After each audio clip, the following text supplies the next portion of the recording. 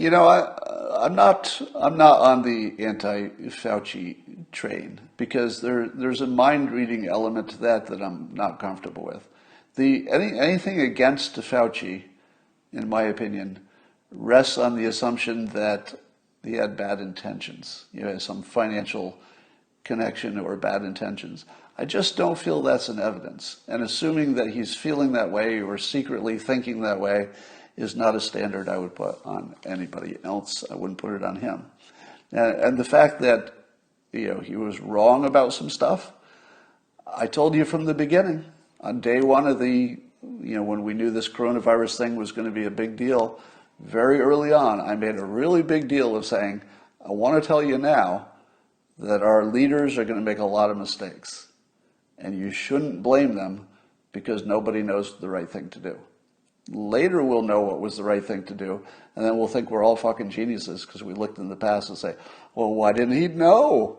Why didn't he know? And of course nobody knew. There was always going to be somebody who guessed right, all right?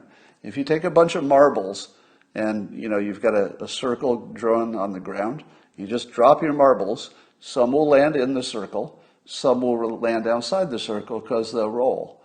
If it turned out later that being inside the circle was better than outside the circle, were the marbles that were inside the circle the smart marbles?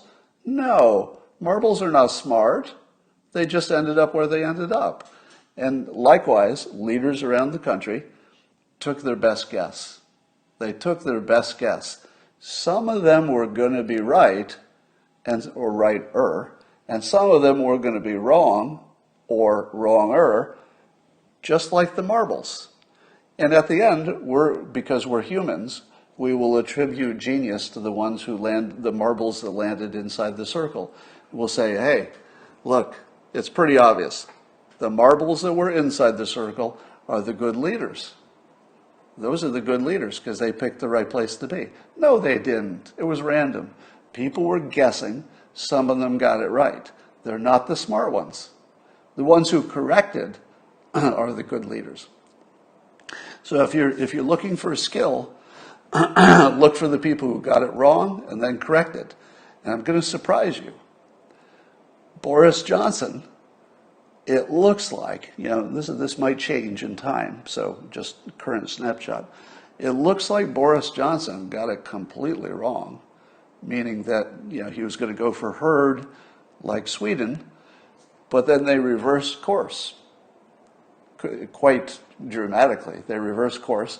It looks like the reversing of the course was better.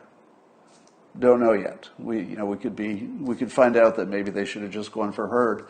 But at the moment, it looks like they made a bad decision at first, and then they corrected it. So who's the good leader?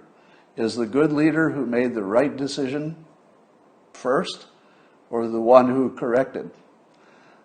I kind of like the one who corrects, right? You don't want to be on the team that got it wrong and then had to correct. Wouldn't you rather be on the team that got it right?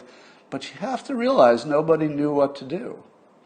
So the Boris Johnson approach, if indeed history proves that it was very wrong in the beginning, but they did adjust, I would look at the adjustment to look for the leadership. That's where I would look for the leadership. So I'm not willing to throw Boris Johnson under the bus or any of the other leaders. Let's wait to see how this turns out.